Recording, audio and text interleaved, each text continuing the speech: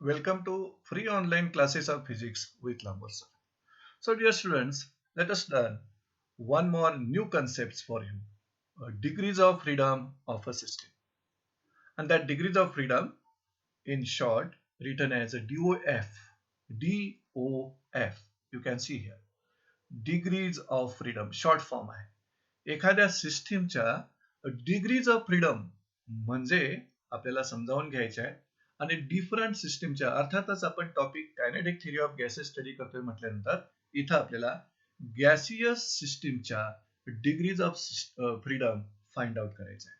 So according to textbook the definition of degrees of freedom is degrees of freedom of a system are defined as total number of coordinates or total number of independent quantities required to describe the position and configuration of the system completely. म्हणजे एखाद्या सिस्टीमची position आणि त्या सिस्टीमचं configuration म्हणजे थोडक्यात motion completely describe करण्यासाठी आपल्याला किती नंबर ऑफ कोऑर्डिनेट्स लागतील किंवा किती इंडिपेंडंट फिजिकल क्वांटिटीज लागतील त्यांचा टोटल नंबर म्हणजे त्या सिस्टीमच्या डिग्रीज ऑफ फ्रीडम. आता या डेफिनेशनचा सिंपल मिनिंग पण जो टेक्स्टबुक बोर्ड टेक्स्टबुक मध्ये तुमच्या लिहिलेला नाही, मी सांगतो तिथून तुम्हाला हे आणखी कळेल. एखादी कोणतीही सिस्टीम असेल सॉलिड लिक्विड किंवा gases made up of molecules किंवा particles and that particles are always having any one motion, vibrational, rotational or translational, then total number of possible independent motion of the particle of that system is called degrees of freedom of that system. म्हणजे gaseous system जर तुम्ही घेतलात तर gaseous सिस्टीमची particles किंवा molecules असतात, तर त्या गॅसियस सिस्टीमच्या मॉलिक्युल जवळ किंवा पार्टिकल जवळ किती इंडिपेंडंट मोशन परफॉर्म करू शकतात जो नंबर आहे टोटल नंबर ऑफ इंडिपेंडंट मोशनचा particles of that gas molecule can perform, तो नंबर म्हणजे त्या गॅसियस सिस्टीमच्या डिग्रीज ऑफ फ्रीडम. मग जेवढ्या इंडिपेंडंट मोशन्स तेवढे तुम्हाला कोऑर्डिनेट्स लागतील त्यांची पोझिशन लोकेट करायला किंवा तेवढे तुम्हाला व्हेलॉसिटीचे कंपोनेंट्स लागतील. So meaning of the both definition are quite clear. Textbook नुसारची डेफिनेशन काय सांगते? Degrees of freedom of a system are defined as total number of coordinates or total number of independent quantities required to describe the position or configuration of that system completely. Okay. आणि त्याला parallel meaning मी सांगितलं, एखाद्या सिस्टीमच्या degrees of freedom म्हणजे total possible independent motion of the particle of that system.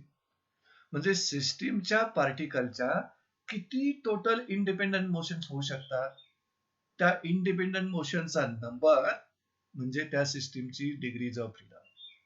So let us try to classify degrees of freedom. So classification of degrees of freedom म्हणजे इथं तुम्हाला कळणार की एखाद्या सिस्टीमला किती प्रकारच्या डिग्रीज ऑफ फ्रीडम असतात आणि किती असतात.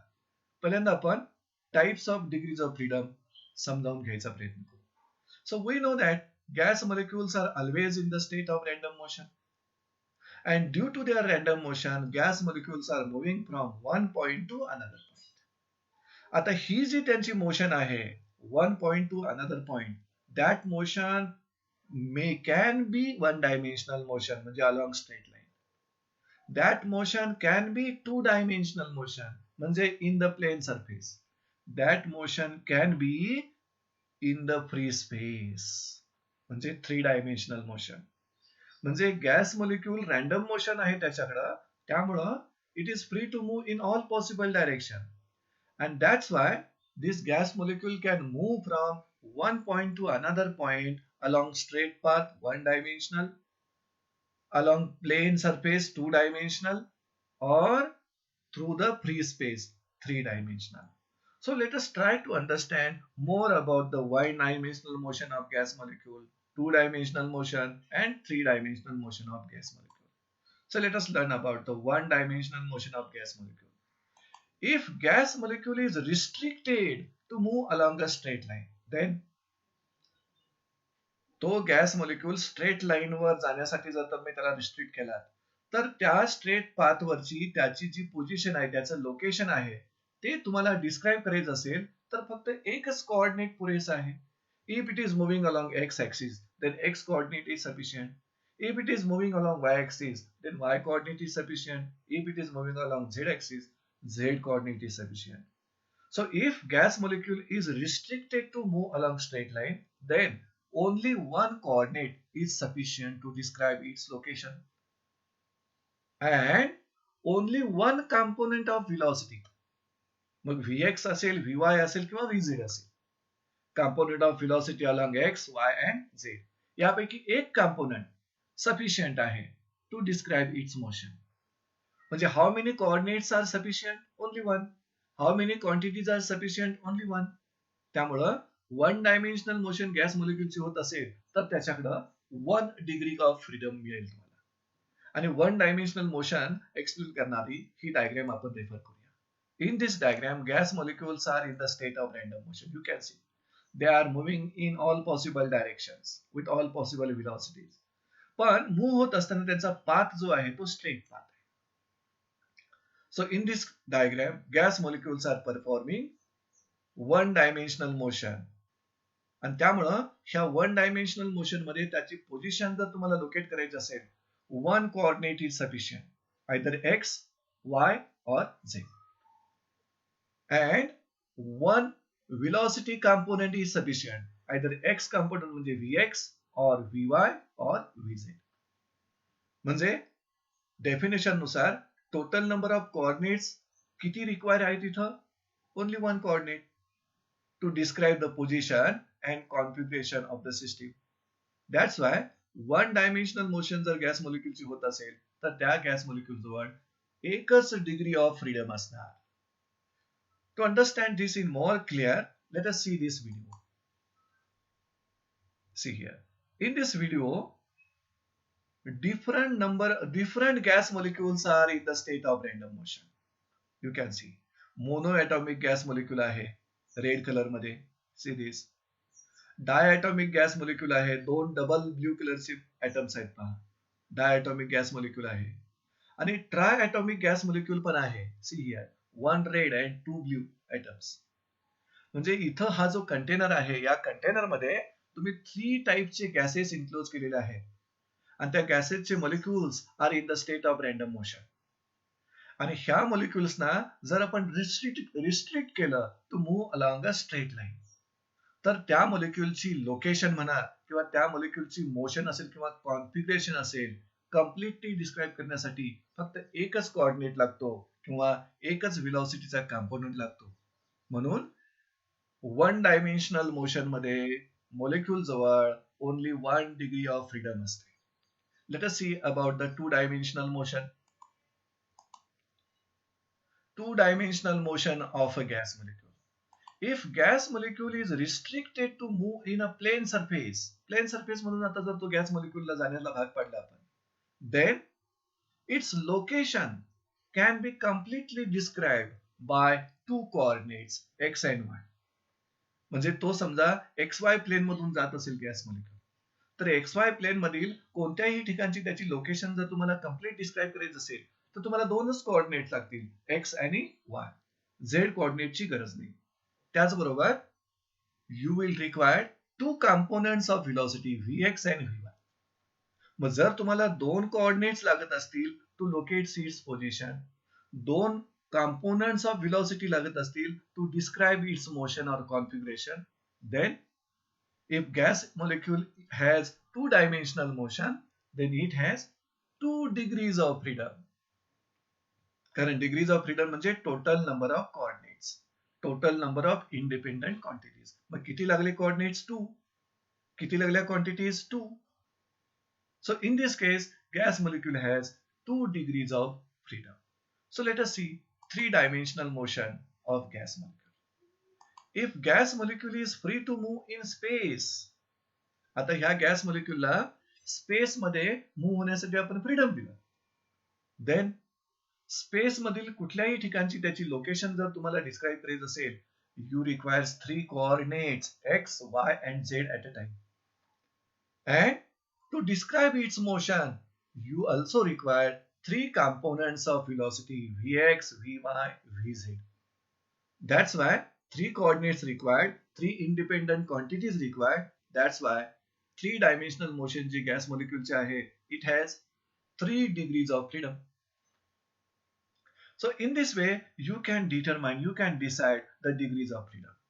Now, the possible independent motions of a gas molecule can be translational motion, can be rotational motion, can be vibrational motion, or combination of these motion. म्हणजे गॅस मॉलिक्यूलच्या ज्या पॉसिबल इंडिपेंडंट मोशन्स होऊ शकतात, त्यामध्ये translational motion होऊ शकते gas मॉलिक्यूलची, rotational motion होऊ शकते, vibrational motion होऊ शकते. Therefore there are 3 types of degrees of freedom. म्हणजे डिग्रीज ऑफ फ्रीडमचे टाइप्स जर पाहायचे म्हटले तर 3 टाइप्स आहेत. कोणते? पहिला translational degrees of freedom due to translational motion of gas molecule. दुसरा rotational degrees of freedom due to rotational motion. आणि तिसरा vibrational degrees of freedom due to vibrational motion. मग जर तुम्हाला डिग्रीज ऑफ फ्रीडम म्हणजे टेक्स्टबुकच्या डेफिनेशन नुसार total number of coordinates or total number of independent quantities, आणि त्याला मी जी पॅरलल डेफिनेशन सांगितली त्यामध्ये म्हटलं की total possible independent motion of the particle of system. मग सिस्टीम कोणती आहे आपल्या समोर? गॅसियस. गॅसियस सिस्टीमच्या पार्टिकलला ट्रान्सलेशनल मोशन असू शकते, रोटेशनल मोशन असू शकते, व्हायब्रेशनल मोशन असू शकते. मग ट्रान्सलेशनल मोशन किती इंडिपेंडंट पॉसिबल आहेत त्यांचा नंबर घ्यायचा. रोटेशनल मोशन इंडिपेंडंट किती होऊ शकतात, व्हायब्रेशनल मोशन इंडिपेंडंट किती होऊ शकतात, ह्या तिन्ही मोशनचा नंबर म्हणजे त्या सिस्टीमच्या degrees of freedom. So before understanding the degrees of freedom of gas in detail, let us see how a gas molecule moves. How does gas molecule moves? इथं म्हटले ना, गॅस मॉलिक्यूलला इंडिपेंडंट मोशन्स कुठल्या कुठल्या असू शकतात? Translational, rotational, vibrational. मग त्या gas मॉलिक्यूलची actual motion कशी होऊ शकते ती दाखवणारी डायग्राम या व्हिडिओ मधून तुम्हाला एक्सप्लेन करतो. Let us focus on this video. आणि फोकस करत असताना इथं ज्या मोशन आहेत त्या मोशन इथं स्ट्रेच, रोटेट आणि ट्रान्सलेट हा एरो 3 प्रकारच्या मोशन जवळ जाईल. आता ट्रान्सलेशनल मोशन, रोटेशनल मोशन तुम्ही ओळखू शकता. आता स्ट्रेच म्हणजे काय सांगतो तुम्हाला? Vibrational motion. स्ट्रेच म्हणजे vibrational motion. Let us start with the translational motion. See this. This molecule is, या मॉलिक्यूल जवळ 3 ऍटम्स आहेत, त्यामुळे हा ट्राय ऍटॉमिक गॅसचा मॉलिक्यूल आहे. आणि तो मॉलिक्यूल आता मोशन परफॉर्म करतोय ती rotational. Rotational. Now it is translational motion performing. आताची त्याची मोशन ही ट्रान्सलेशनल आहे. आता ती स्ट्रेचिंग मोशन आहे म्हणजेच vibrational motion. So these are the possible motions of a gas molecule. कोणत्याही गॅस मॉलिक्यूलच्या या पॉसिबल मोशन्स आहेत, जसं आपण इथं समजावून घेतलं. त्यामुळे प्रत्येक मोशनच्या डिग्रीज ऑफ फ्रीडम असणार आहे. आता ही रोटेशनल मोशन असेल तर अशा इंडिपेंडंट रोटेशनल मोशन तो किती परफॉर्म करू शकतो. ही ट्रान्सलेशनल मोशन असेल तर अशा इंडिपेंडंट ट्रान्सलेशनल मोशन किती परफॉर्म करू शकतो. ही व्हायब्रेशनल मोशन असेल तर अशा इंडिपेंडंट व्हायब्रेशनल मोशन तो किती परफॉर्म करू शकतो. त्या सर्वांचा नंबर म्हणजे ह्या ट्रायटॉमिक गॅस ची degrees of freedom. So let us learn about the molecular motion in detail in this diagram. या डायग्राम मध्ये मोलेक्युलर मोशन तुम्हाला मॅटरच्या स्टेट नुसार सांगायचा प्रयत्न केलेला आहे. 3 टाइप्स ऑफ मोलेक्युलर मोशन तुम्हाला माहित झालेले आहेत. व्हायब्रेशनल मोशन असू शकते, रोटेशनल मोशन असू शकते, ट्रान्सलेशनल मोशन असू शकते. आता ही vibrational motion in all 3 phases of matter म्हणजे सॉलिड मॉलिक्यूल जवळ, लिक्विड मॉलिक्यूल जवळ, गॅसियस मॉलिक्यूल जवळ व्हायब्रेशनल मोशन असू शकते. आणि इथं ट्रायटॉमिक गॅसचा मॉलिक्यूल आहे आणि इथं बेंडिंग मुळे त्याची व्हायब्रेशन्स होणार. इथं सिमेट्रिक स्ट्रेचिंग मुळे, आता जो पाठीमागे तुम्ही व्हिडिओ बघितला तो ह्याच स्ट्रेचिंगचा व्हिडिओ बघितला. इथं स्ट्रेचिंग झाल्यामुळं इथं व्हायब्रेशनल मोशन, इथं एरो दाखवतात का, to and fro, to and fro. हा मॉलिक्यूल आहे ना, टू फ्रो आणि स्ट्रेच होणार त्या ठिकाणी. इथं असिमेट्रिक स्ट्रेचिंग, इथलं डिस्टन्स आणि इथलं डिस्टन्स चेक करा. आणि ह्या व्हायब्रेशनल मोशन कोणत्या मॉलिक्यूलच्या होऊ शकतात? All the 3 मॅटर्सच्या मॉलिक्यूलच्या. इथं मॉलिक्युलर मोशन मध्ये रोटेशनल मोशन घेतलेले आहे आपण. आणि इथं रोटेशनल मोशन घेत असताना तो मॉलिक्यूल एक्स ऍक्सिस भोवती, वाय ऍक्सिस भोवती, झेड ऍक्सिस भोवती रोटेट होऊ शकतो. पण रोटेट होत असताना कोणत्या ऍक्सिसच्या जवळ मॉलिक्यूलचं मास आहे त्या ऍक्सिस भोवतीची मोमेंट ऑफ इनर्शिया निग्लिजिबल असेल, तुम्ही ती रोटेशनल मोशन निग्लेक्ट करायची. मग जर आता असा विचार केला की ज्या ऍक्सिसवर तो ट्रायटॉमिक गॅसचा मॉलिक्यूल आहे तो एक्स ऍक्सिस असेल, तर एक्स ऍक्सिस भोवतीची moment of inertia minimum neglect करायची. पण तो मॉलिक्यूल या झेड ऍक्सिस भोवती रोटेट होऊ शकतो, या वाय ऍक्सिस भोवती रोटेट होऊ शकतो. म्हणजे झेड आणि वाय ऍक्सिस भोवतीची त्याची मोमेंट ऑफ इनर्शिया कन्सिडरेबल आहे. त्यामुळे इथं त्याच्या 2 रोटेशनल मोशन दाखवलेले आहे. कारण झेड ऍक्सिस भोवतीचं मास डिस्ट्रीब्युशन अंतरावर आहे आणि वाय ऍक्सिसचं पण मास डिस्ट्रीब्युशन डिस्टन्सवर आहे. आणि ही rotational motion takes place only in case of two matters. Liquid मॉलिक्यूलच्या बाबतीत आणि गॅसेस मॉलिक्यूलच्या बाबतीत रोटेशनल मोशन होणार, सॉलिड मॉलिक्यूलच्या बाबतीत रोटेशनल मोशन होणार नाही. आणि this is the translational motion of gas molecule. आता ह्या ट्रान्सलेशनल मोशन साठी पुन्हा एकदा सॉलिडचे मॉलिक्यूल्स लायबल नाहीत. Translational motion takes place in liquids and gases. म्हणजे सॉलिडच्या मॉलिक्यूल्स मध्ये फक्त व्हायब्रेशनल मोशन होऊ शकते, नो रोटेशनल, नो ट्रान्सलेशनल. पण लिक्विड्स आणि गॅसेसचे मॉलिक्यूल्स तिन्ही मोशन्स परफॉर्म करू शकतात. Okay, that's why here written solids cannot move through the space so that they cannot vibrate. Solids cannot move through space so they can only vibrate. म्हणजे space मधून solid move होत नसल्यामुळं ते rotate होत नाहीत किंवा ट्रान्सलेशनल मोशन परफॉर्म करू शकत नाहीत. ते फक्त व्हायब्रेट होऊ शकतात त्यांच्या मेन पोझिशन वरती. पण लिक्विड्स आणि gases molecules are free to move around in space. So they can all 3 modes of motion. त्यांच्याजवळ तिन्ही मोशनचे मोड्स असतात लिक्विड आणि गॅसेस मॉलिक्यूल जवळ. So let us try to find how many possible independent motion of the system. इथं एक तुम्हाला मी सिस्टीम चा व्हिडिओ एक्सप्लेन करतो आणि त्या व्हिडिओमध्ये पॉसिबल इंडिपेंडेंट मोशन्स किती होऊ शकतात. कारण पॉसिबल इंडिपेंडंट मोशनचा नंबर म्हणजे आपल्या डिग्रीज ऑफ फ्रीडम आहे. मग व्हायब्रेशनल असेल मोशन, रोटेशनल असेल किंवा ट्रान्सलेशनल असेल. Late us see this video. या व्हिडिओमध्ये हा जो एरो आहे, that arrow indicates direction of motion. Straight arrow म्हणजे ट्रान्सलेशनल मोशन आणि कर्वड एरो म्हणजे रोटेशनल मोशन. पहा इथं त्याची रोटेशनल मोशन इथं होते, पुन्हा इथं व्हायला लागलेले आहे. म्हणजे इथं तुम्ही 3 ऍक्सिस समजा, हा तुमचा एक्स ऍक्सिस, हा तुमचा वाय ऍक्सिस आणि हा तुमचा झेड ऍक्सिस. म्हणजे इथं this system can move along x axis, along Y axis, along Z axis. म्हणजे 3 ट्रान्सलेशनल मोशन होऊ शकतात. आणि this system can rotate about x axis. आता तुम्ही बघा त्याची रोटेशनल मोशन होते इथं, अजून एक रोटेशनल मोशन होते, अजून एक व्हर्टिकल ऍक्सिस भोवती रोटेशनल मोशन होईल. म्हणजे this system has 3 independent rotational motion and 3 independent translational motion आहेत. त्यामुळं त्यावरून त्याच्या डिग्रीज ऑफ फ्रीडम तुम्ही ठरवू शकता. So in this way we come to know how to find, how to determine independent motion of a system. आता सिस्टीमच्या independent motion म्हणजे सिस्टीम ज्या पार्टिकल पासून बनले त्या पार्टिकलच्या इंडिपेंडंट मोशन. पण आपल्या समोर सिस्टीम ही फक्त गॅसियस सिस्टीम आहे. त्यामुळे गॅसियस सिस्टीमची पार्टिकल्स किंवा मॉलिक्युल्स जवळ तिन्ही प्रकारच्या मोशन्स असणार आहे. आपण मगाशी एक व्हिडिओ पाहिला, आता ह्या डायग्राम मधून तुम्ही समजावून घेतलात आणि ह्या सिस्टीमच्या देखील व्हिडिओ मधून समजावून घेतलं की गॅसियस सिस्टीमचा जो मॉलिक्यूल आहे that molecule can vibrate, can rotate, can translate. So let us find degrees of freedom of a gas.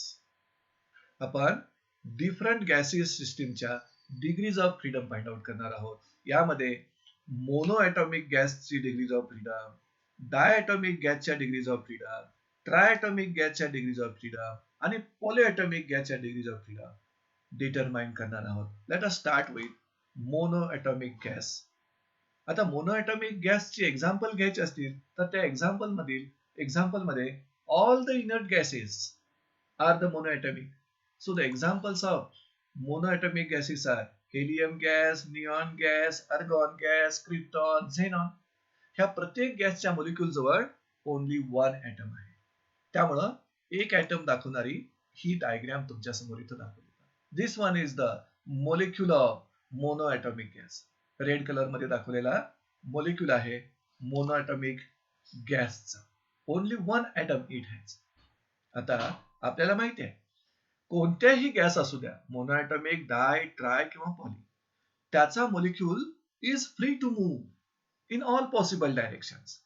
मग इथं molecule of monoatomic gas can move in any direction available for it in the space. मग याच्या मोशनला 3 directions available आहेत. Along x axis, along Y axis, along Z axis this molecule can move. त्यामुळं त्याची motion describe करण्यासाठी मला x coordinate लागेल, Y coordinate लागेल, झेड कोऑर्डिनेट लागेल, म्हणजे 3 कोऑर्डिनेट्स लागतील. आणि त्याची मोशन एक्स ऍक्सिस वर जाताना ट्रान्सलेशनल मोशन, वाय ऍक्सिस वर ट्रान्सलेशनल, झेड ऍक्सिस वर ट्रान्सलेशनल. म्हणजे मला 3 डिग्रीज ऑफ फ्रीडम मिळाले. कुठल्या मोशनच्या बाबतीत? ट्रान्सलेशनल मोशनच्या बाबतीत. So as this gas molecule can move in any direction in the space, it has 3 directions to move. So its motion can be resolved along 3 coordinate axes x, y and z. And due to that, this molecule has 3 independent translational motions. One along x axis, one along y axis, one along z axis. आणि प्रत्येक axis वर तुम्हाला एक coordinate लागणार. म्हणजे किती coordinates लागले? 3 coordinates. That's why this molecule has 3 degrees of freedom. For which motion? Translational motion. 3 independent translational motion perform करू शकतो. So let us see about the rotational motion and vibrational motion बाबतीत काय होतं याचं. A monoatomic gas molecule can also rotate. हा molecule x axis भोवती rotate होऊ शकतो, y axis भोवती पण रोटेट होईल, z axis भोवती पण रोटेट होईल. पण त्या मॉलिक्यूलचं मास व्हेरी स्मॉल असतं आणि तो मॉलिक्यूल एक्स ऍक्सिस वरच आहे. त्यामुळे एक्स ऍक्सिस वर असताना जर तो रोटेट झाला तर ते मास तर निग्लिजिबल आहे, moment of inertia will also negligible, small. त्यामुळं जरी तो कोणत्याही ऍक्सिस भोवती रोटेट झाला तरी त्याची एमआय व्हेरी स्मॉल असल्यामुळं it does not possess rotational degree of freedom. Rotational degree of freedom त्याच्याकडे का नाही? तर कोणत्याही ऍक्सिस भोवतीची त्याची moment of inertia very very small असल्यामुळं मोनो ॲटॉमिक गॅसचा जो मॉलिक्यूल आहे याच्याकडं रोटेशनल डिग्रीज ऑफ फ्रीडम नाही. म्हणजे 0 रोटेशनल डिग्रीज ऑफ फ्रीडम आपण समजायचं. त्यानंतर तिसरा what happens to the vibrational degrees of freedom. कारण हा गॅसचा मॉलिक्यूल आहे म्हटल्यानंतर तो translational motion, rotational motion, vibrational motion perform करणार. त्यापैकी ट्रान्सलेशनल मोशन किती इंडिपेंडंट परफॉर्म करणार? 3. म्हणून त्याच्याकडे 3 ट्रान्सलेशनल डिग्रीज ऑफ फ्रीडम आहे. 0 रोटेशनल डिग्री ऑफ फ्रीडम आहे कारण त्याची एमआय व्हेरी स्मॉल आहे कुठल्याही ऍक्सिस भोवतीची. पण कुठल्याही गॅसचा मॉलिक्यूल आपण काय समजलाय? Perfectly rigid sphere. मग परफेक्टली रिजिड स्पियर असेल तर त्याची व्हायब्रेशन्स आपल्याला मिळू शकत नाही. This cannot vibrate. That's why it has 0 vibrational degrees of freedom. म्हणजे याच्याकडे व्हायब्रेशनल मोशन असणार नाही. त्यामुळं total number of monoatomic gas molecule has 3 translational degrees of freedom. 3 independent translational motion तो परफॉर्म करू शकतो. 1 along x, y and z. 0 rotational degree of freedom आणि तिथं vibrational degree of freedom त्याच्याकडे नाही. Therefore total number of degrees of freedom monoatomic गॅसच्या molecule जवळ किती आहे? 3. त्यातील 3 ट्रान्सलेशनल आणि 0 rotational. Let us see one more diagram to explain this. या डायग्राम मध्ये पुन्हा एकदा हा मोनोएटॉमिक गॅसचा मॉलिक्यूल आहे. It can move along x, it can move along Y, it can move along Z. Translational motion perform करतो. त्यामुळे 3 translational degrees of freedom आहेत, 0 रोटेशनल डिग्री ऑफ फ्रीडम आहेत आणि व्हायब्रेशनल डिग्री ऑफ फ्रीडम देखील याच्याकडे नाही. अशा पद्धतीनं कोणत्याही गॅसियस सिस्टीमच्या डिग्री ऑफ फ्रीडम तुम्ही फाइंड आउट करू शकता. Late us try for diatomic gas molecule. आता तुम्ही डायटॉमिक गॅसेस विचारात घेतला की ज्या गॅसच्या मॉलिक्यूल जवळ 2 ऍटम्स असतील. फॉर एक्झाम्पल हायड्रोजन गॅस असेल, त्यामध्ये नायट्रोजन असेल, ऑक्सिजन असेल, कार्बन मोनॉक्साईड असेल किंवा HCl गॅस असेल. तर ह्या मॉलिक्यूलची डायग्राम रेफर करा. सी हिअर 2 रेड कलरचे जे ऍटम्स आहेत ते 2 ऍटम्स मिळून जो मॉलिक्यूल बनवतात तो मॉलिक्यूल डायटॉमिक गॅसचा मॉलिक्यूल आहे. आणि हे दोन्ही atoms are lying along the x axis. इथे लिहिलेलं 2 atoms are lying along the x axis. मग कुठल्याही गॅसचा जो मॉलिक्यूल असतो, this molecule is free to move in any direction in the space. त्यामुळं molecule of diatomic gas can move in any direction in the space. मग space मध्ये एकूण किती डायरेक्शन्स आहेत त्याला मूव्ह होण्यासाठी? 3 डायरेक्शन्स आहेत. That's why its motion can be resolved along the 3 coordinate axes x, y and z. म्हणजेच त्याच्याकडं 3 इंडिपेंडंट ट्रान्सलेशनल मोशन आहेत. म्हणजेच त्याच्याकडं 3 ट्रान्सलेशनल डिग्रीज ऑफ फ्रीडम आहेत corresponding to translational motion. Let us try to find how many rotational degrees of freedom it has. So in addition to translational degrees of freedom, ह्याच्याकडे 3 translational degrees of freedom आहे. इथे लिहिले मी in addition to this. This म्हणजे translational degrees of फ्रीडमच्या addition नुसार. अजून काय? This diatomic gas molecule can rotate about y and z axis. पहा, हा डायटॉमिक मॉलिक्यूल जो आहे तो वाय ऍक्सिस भोवती असा रोटेट होईल, बरोबर, आणि झेड ऍक्सिस भोवती असा रोटेट होईल. मग जर वाय ऍक्सिस पासून ते दोन्हीही मॉलिक्यूल डिस्टन्सवर असतील तर एमआय तुम्ही निग्लेक्ट करू शकत नाही. झेड ऍक्सिस पासून पण दोन्हीही ऍटम्स जे आहेत त्या डायटॉमिक गॅस मॉलिक्यूलचे ते डिस्टन्सवर असेल तर झेड ऍक्सिस भोवतीची एमआय पण निग्लेक्ट करू शकत नाही. पण it's MI about x axis joining the 2 atoms is negligible. कारण एक्स ऍक्सिसनं दोघांना जॉईन केलेलं आहे. त्यामुळं ह्या डायटॉमिक गॅस मॉलिक्यूलची MI about x axis is negligible as compared to mi about y axis and z axis. त्यामुळं it has only 2 possible rotational motions. म्हणजेच it has 2 degrees of freedom for the rotational motion. 3 degrees of freedom rotational motion ला घेणार नाही आपण, कारण x axis भोवतीची त्या मॉलिक्यूलची mi negligible आहे. आणि पुढं व्हायब्रेशनल मोशनचं सांगतो. डायटॉमिक गॅसचा मॉलिक्यूल देखील परफेक्टली रिजिड स्पियर आपण मानलेला आहे. आणि परफेक्टली रिजिड स्पियर असेल तर त्याच्याकडे व्हायब्रेशनल मोड असत नाही. Thus, diatomic gas molecule has 3 translational degrees of freedom, म्हणजे 3 independent translational motion त्याच्याकडे आहे. But 2 rotational degrees of freedom, म्हणजे 2 ठिकाणच्या त्याच्या मोमेंट ऑफ इनर्शिया लार्ज आहेत, पण एका ऍक्सिस भोवतीची मोमेंट ऑफ इनर्शिया निग्लिजिबल असल्यामुळं it has only 2 rotational degrees of freedom. आणि व्हायब्रेशनल मोड त्याच्याकडे नाही, कारण तो परफेक्टली रिजिड स्पियर असल्यामुळे. Therefore, total number of degrees of freedom for diatomic gaseous system is equal to 5. म्हणजे 3 translational आणि 2 rotational. Let us see one more diagram for that. या diagram मध्ये फरक एवढाच आहे की इथला जो डायटॉमिक गॅस मॉलिक्यूल आहे त्याला वाय ऍक्सिस न जॉईन केले, त्यामुळे तो एक्स ऍक्सिस भोवती रोटेट होतोय आणि झेड ऍक्सिस भोवती रोटेट होतोय. पण वाय ऍक्सिस वर ते त्या मॉलिक्यूलचं ऍटम्स असल्यामुळे वाय ऍक्सिस भोवतीची MI negligible. But there is MI about x axis, MI about z axis, म्हणजे 2च रोटेशनल मोशन आहेत, 2च रोटेशनल डिग्री ऑफ फ्रीडम आहेत. पण हा molecule can move in any direction in the space. It can move along Y axis, it can move along x axis, it can move along Z axis. त्यामुळे total degrees of freedom याच्याकडे 5 आहे. Are you getting this? Okay. So let us see for the triatomic gas molecule and its degrees of freedom. मुलांनो, triatomic gas molecule दोन प्रकारचे आहेत. Triatomic gas molecules are of two types. कारण ह्या triatomic gas molecule जवळ 3 atoms असतात. मग त्यातील जर atoms एकाच पाथवर, एकाच स्ट्रेट लाईनवर नसतील तर त्याला म्हणायचं non linear triatomic gas molecule. आणि तिन्ही atoms एकाच ठिकाणी असतील, एकाच पाथवर असतील तर linear triatomic gas molecule. So triatomic molecule has are of two types. त्यातील पहिला म्हणजे non linear triatomic gas molecule, म्हणजे सगळे मोलिक्यूल लिनियर नसतात. आणि दुसरा म्हणजे लिनियर ट्रायटॉमिक गॅस मोलिक्यूल, म्हणजे तिन्ही मोलिक्यूल्स लिनियर असतात, एकाच पाथवर असतात. मग आपल्याला नॉन लिनियर ट्रायटॉमिक गॅस मोलिक्यूलच्या डिग्रीज ऑफ फ्रीडम पहिल्यांदा आपण फाइंड आउट करूया. See here, non linear triatomic molecule तुम्ही घेतला आणि त्याच्या degrees of freedom find out करू. मुलांनो, नॉन लिनियर ट्रायटॉमिक मोलिक्यूलचे एक्झाम्पल घेऊया. वॉटरचा मोलिक्यूल हा नॉन लिनियर आहे.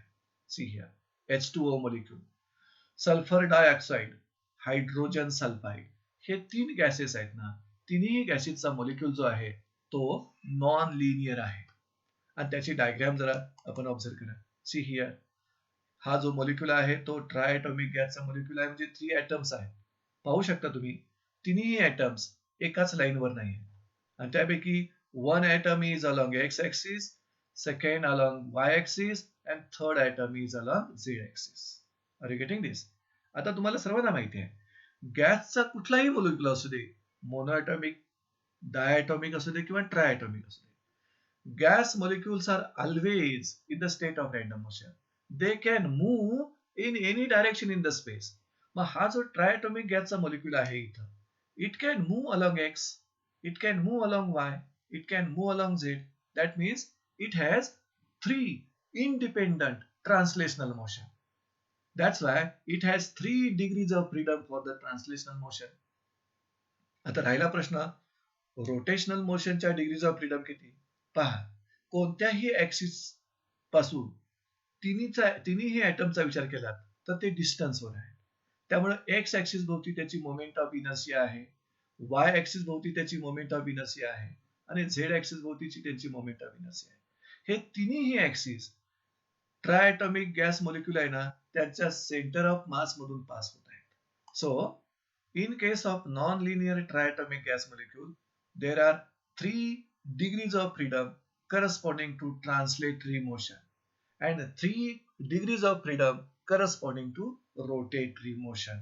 And ती जी सिस्टीम आहे triatomic gas molecule ची, that system can rotate about x, y and z axis through its center of mass. म्हणजे तिन्ही ऍक्सिस त्याच्या सेंटर ऑफ मास मधून जातात आणि त्या ऍक्सिस भोवती ती सिस्टीम रोटेट होऊ शकते. But this molecule is also perfectly rigid sphere. Rigid असल्यामुळं हा मोलिक्यूल जवळ पुन्हा एकदा व्हायब्रेशनल मोड्स नाही आहेत. Thus, non-linear triatomic gas molecule has 3 translational degrees of freedom, 3 rotational degrees of freedom. Therefore, total number of degrees of freedom 6 आहे. 3 translational आणि 3 rotational. हीच डायग्राम आणखी एकदा तुम्ही ऑब्झर्व करू शकता. 6 डिग्रीज ऑफ फ्रीडम कसे आले, तर तो मोलिक्यूल ट्रायटॉमिक गॅसचा मोलिक्यूल एक्स ऍक्सिस भोवती रोटेट होतोय, वाय ऍक्सिस भोवती रोटेट होतोय, झेड ऍक्सिस भोवती रोटेट होतोय, आणि त्या ऍक्सिस भोवतीच्या एमआय निग्लिजिबल नाही आहेत, कन्सिडरेबल आहेत. म्हणून 3 रोटेशनल डिग्रीज ऑफ फ्रीडम. आणि कुठलाही molecule is free to move in any direction, त्यामुळे 3 ट्रान्सलेशनल मोशन आहेत. Total 6 degrees of freedom. अशा पद्धतीनं ट्रायटॉमिक गॅस मोलिक्यूल मधील आपण नॉन लिनियर ट्रायटॉमिक गॅस मोलिक्यूलच्या डिग्रीज ऑफ फ्रीडम काढल्या, त्या आपल्याला 6 मिळाल्या. आता कोणता राहिला? Linear triatomic gas molecule. आता लिनियर ट्रायटॉमिक गॅस मोलिक्यूलचे एक्झाम्पल बघूया आपण. यामध्ये CO2 एक आहे, कार्बन डायऑक्साइड, आणि दुसरा आहे तो बेरियम क्लोराइड.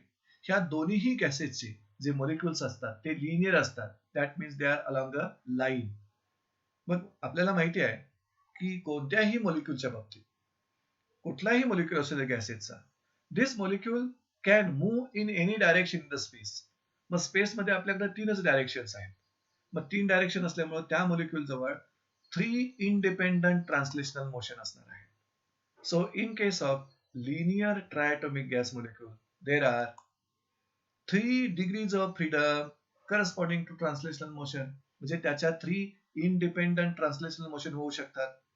त्याचबरोबर तो मॉलिक्यूल तिन्ही ऍक्सिस भोवती रोटेट होऊ शकतो. So 3 degrees of freedom corresponding to rotational motion and 1 degree of freedom corresponding to vibratory motion. या मॉलिक्यूल जवळ मात्र व्हायब्रेशनचा मोड आहे. म्हणजे linear triatomic gas molecule can vibrate आणि त्याच्याकडे व्हायब्रेशनचा एकच मोड आहे. त्यामुळं linear triatomic gas molecule has 3 degrees of freedom for translational motion. See here. 3 translational degrees of freedom, 3 rotational degrees of freedom, and 1 vibrational degree of freedom. And total किती झाले मग? Total number of degrees of freedom for this linear triatomic gas molecule 7. 3 translational, 3 rotational, and 1 vibrational.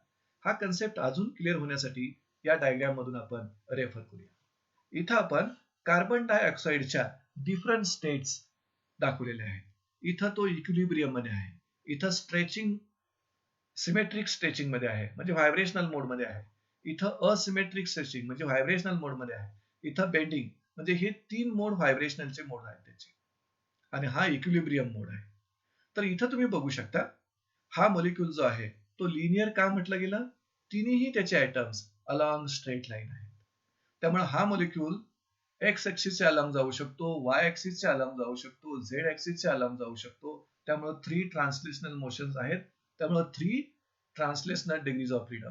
तसाच हा molecule x axis भोवती rotate होईल, Z axis भोवती rotate होईल आणि वाय ऍक्सिस भोवती रोटेट होईल. आणि त्याचबरोबर तो व्हायब्रेट होतोय, स्ट्रेचिंग आहे म्हणजे त्याच्याकडे व्हायब्रेशनचा मोड आहे. So only one vibrational degree of freedom. So in all there are 7 degrees of freedom for linear triatomic gas molecule. So in this way we completed monoatomic gas, diatomic gas, triatomic gas.